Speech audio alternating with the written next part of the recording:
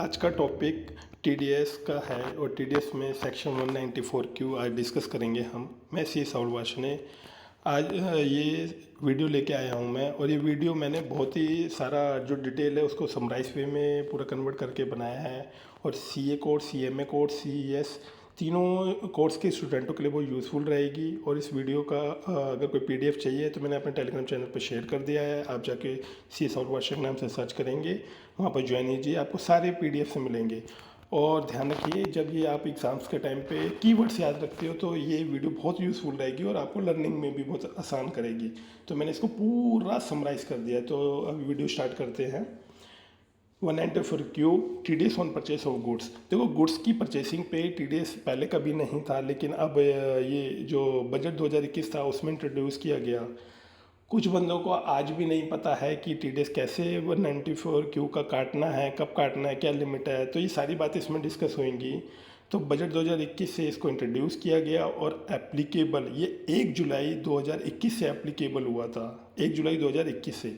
अब मैं बात करता हूँ, इसमें कंडीशन है, अगर कोई बायर रेजिडेंट सेलर को सेल करता है, बायर रेजिडेंट सेलर को सेल करता है। अब रेजिडेंट, इसमें जो रेजिडेंट सेलर है वो इंडिया का रेजिडेंट कहलाएगा। ध्यान रखो, एक्सपोर्ट का अपने आप पे चला जाता है कि मैं एक्सपोर्ट कर रहा हूँ, तो जो नॉन रेजिडेंट है सेलर वो वैसे काउंट नहीं, तो वो ट्रांजेक्शन काउंट नहीं होगी। तो अगर मैं इन नटशेल बोलूँ, एक्सपोर्ट काउंट नहीं होगा इसमें। कैसे, मैंने बायर रेजिडेंट सेलर को सेल करता है। अब फिर इसके लिए ये कंडीशन आ जाती है कि लास्ट ईयर का उसका टर्नओवर या ग्रोस रिसीव या सेल्स है वो 10 करोड़ रुपए से ऊपर होनी चाहिए।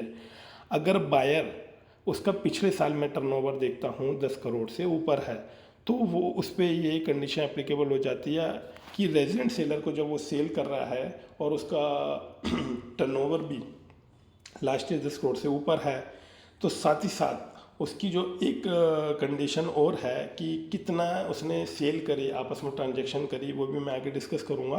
तो उस पर ये टीडीएस एप्लीकेबल हो जाएगा।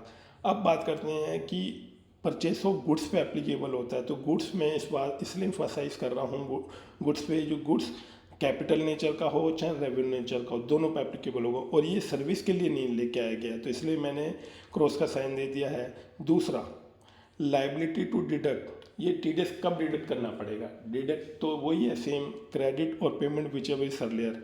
अब मैं बात करता हूँ रेट की, तो 0.1% on the amount exceeding 50 lakh. तो जैसे जब मैं ऊपर क्लियर कर रहा था ना आपको कि बायर अगर रेजिडेंट सेलर को सेल करता है साल में 50 लाख से ज़्यादा की, तो जो एक्सीड अमाउंट है, अगर मान के चलो 51 लाख का है तो 1 लाख पे टीडीएस कटेगा। अगर उसने 60 लाख की सेल करी है तो 10 लाख पे टीडीएस कटेगा। कितने रेट से? 0.1% से। अब मेरी बात आती है, उस अगर सेलर पे पैन नंबर अवेलेबल नहीं है तो 5% काटेंगे टीडीएस।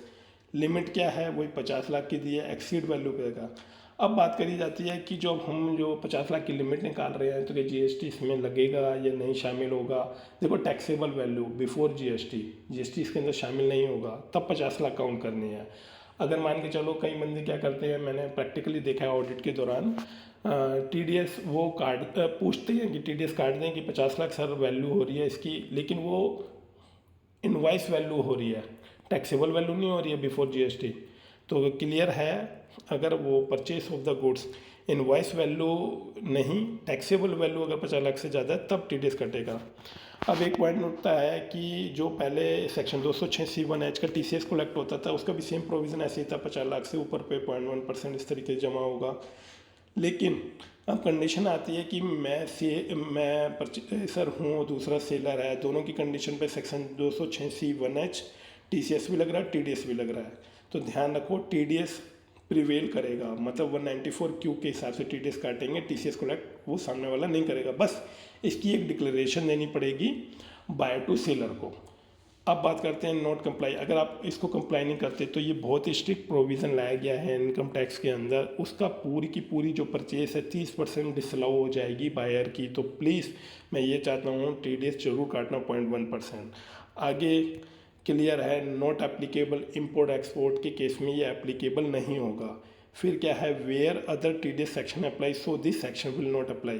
साफ सीधा आंसर है, अगर TDS की किसी और सेक्शन में, जैसे मैं बोलूँ TDS का जो सेक्शन 194O है ई कॉमर्स वाला, जहाँ पर TDS वगैरह कटता है या अदर सेक्शन है, वो लग रहे हैं तो ये सेक्शन नहीं लगेगा। लेकिन TCS जो सेक्शन 286(1)H है वो लग रहा है तो उसमें ये प्रिवेल कर जाएगा, वहाँ पर ये लग जाएगा। तो एक ये छोटा सा वीडियो बनाया था मैंने समराइज वे में, जो आपको सेक्शन 194Q का मैंने क्लियर कर दिया। और इससे रिलेटेड कोई भी क्वेरी हो आप कमेंट करके बता सकते हैं। और अगर वीडियो अच्छी लगी हो इसको लाइक करना, शेयर करना भूलना, और दूसरा मेरे टेलीग्राम चैनल को जल्दी से ज्वाइन करना। और मैं ये चाहता हूँ इस वीडियो को लाइक करना ना भूलना, और जो यूट्यूब पे मेरा चैनल है सी साउल वाशन के नाम से, इसको एक बार ज्वाइन कर लेना, क्योंकि मैं सारा TDS की पूरी कंप्लीट सीरीज़ में इधर अपलोड करूँगा 1 बाय 1। तो इससे आपको आपकी एग्ज़ाम टाइम पे बहुत हेल्प मिलेगी।